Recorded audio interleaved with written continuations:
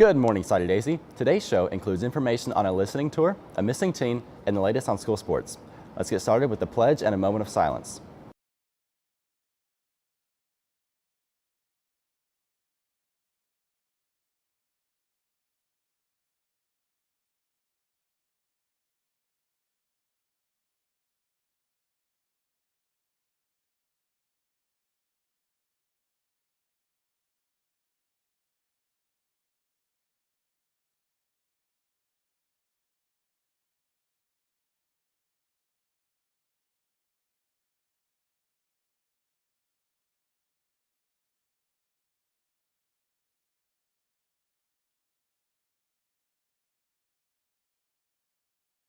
Superintendent Dr. Brian Johnson is hosting a series of listening tours across the district.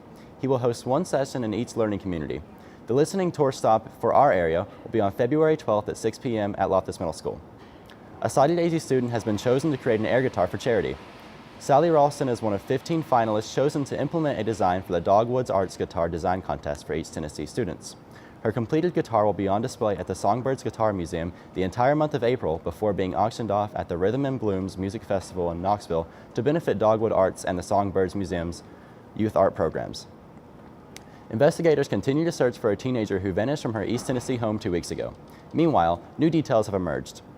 14-year-old Savannah Prewitt was last seen heading to bed around 11 p.m. on January 13th. Her siblings found her bedroom window open the next morning and Savannah was gone.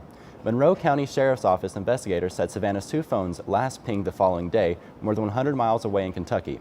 Savannah's parents say they are feeling from her mysterious disappearance and fighting people's criticism about what happened to her. I've seen a lot of attacks like, how do you not know where your daughter is sleeping? How do you not know something went wrong?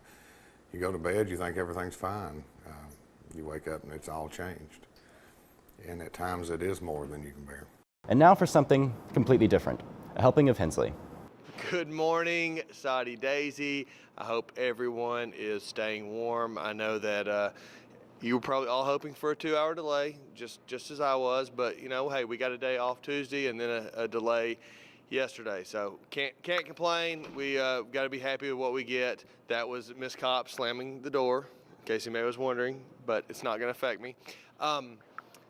Anyway, first off, I didn't get a chance to make an announcement on Tuesday because we weren't here, but the cheerleaders did a great job in Dallas. I know they came in second, and I'm sure that that they really wanted to finish strong in that second day and get first. But I'm completely super proud of how hard they've worked and everything they did in Dallas. I know they're going to have their sights set for first place again next year, and I'm just, like I said, we all should be really proud of how they represented our school and the job that they do every single year. So congratulations, girls. Super proud of you. A lot to be proud of yourselves, and get some rest, because I'm sure that Coach Newsom, Coach Johnson's going to have you back out there before you know it, getting ready for next year and football season. But athletics-wise, we've got the region wrestling tournament coming up next week, individuals, and the week after that will be the state tournament.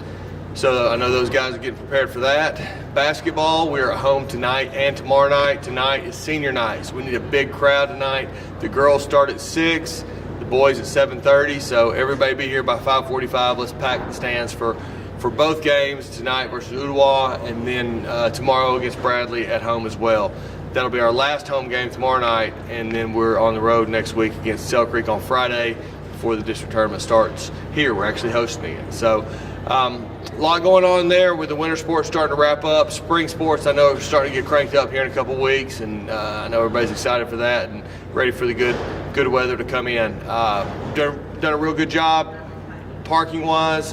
Deputy Wigley and myself have been trying to make a conscious effort to get through Lot A and Lot D. Everybody's done a good job of getting your tags up and trying to be here on time. I appreciate that. Continue to do that. Continue to get here on time. Continue to have no tardies or at least amount of tardies as possible. So we need to keep our attendance up. But it's getting to that point where I know everybody's already starting to think about spring break. Don't do it. We gotta finish this 39 weeks strong. We're just getting started. I know it seems long so far, but we got a long ways to go. So everybody get here and let's get cranking and get ready. But I hope everybody has a good rest of the day on Thursday when you watch this. Let's have a good Friday. and hopefully no rain and some sunshine this weekend. I'm sure that the weather people will tell you about it here shortly. Have a good day.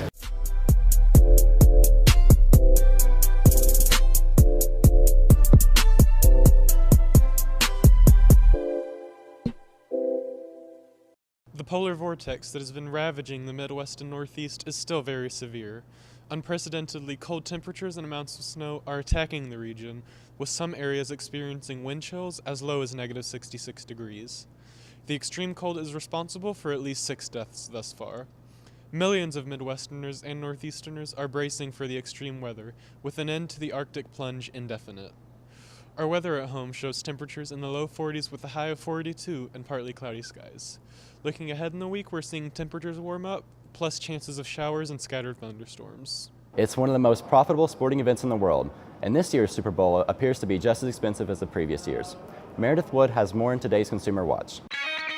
If attending the Super Bowl is on your bucket list, be prepared to spend a bucketful of money. Good luck landing an affordable ticket. According to SeatGeek, prices for the game at Mercedes-Benz Stadium in Atlanta are averaging around $5,000. The lowest price is hovering right around $3,000, while the most expensive ticket is around $114,000. So who's buying the most tickets? SeatGeek reports Boston is buying more tickets for Super Bowl 53 than Los Angeles. 22.7 million Americans are expected to wager on the outcome of the game. That's according to the American Gaming Association, which says about 52% are betting the Rams will win, while about 48% are betting on another Patriots victory. Meanwhile, for companies hoping to showcase their products, there is some good news.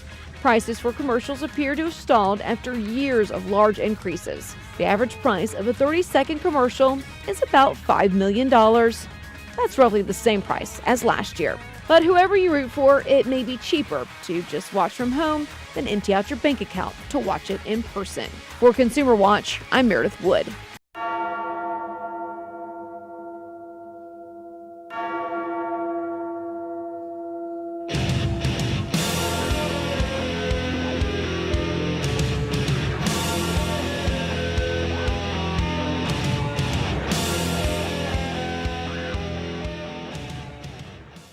Attention all football players. Coach Barnes has called a meeting Friday during third block at 10:20. Check with Coach Barnes for the location. That's all we have for sports today, Saudi Daisy. Back to you, Ryan. That's all for today, Saudi Daisy.